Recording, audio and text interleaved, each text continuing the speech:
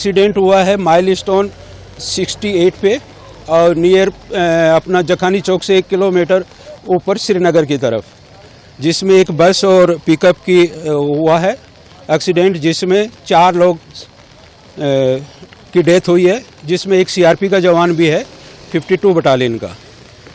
ये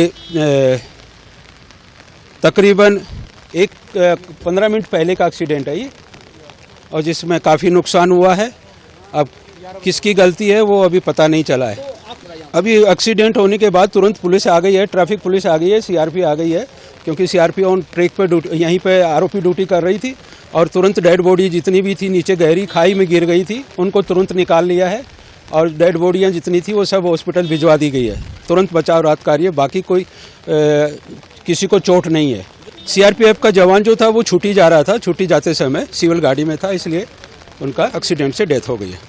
ઘરની વીજળી સ્વયં બનાવવા આજે સે સોલારનો સંપર્ક કરો।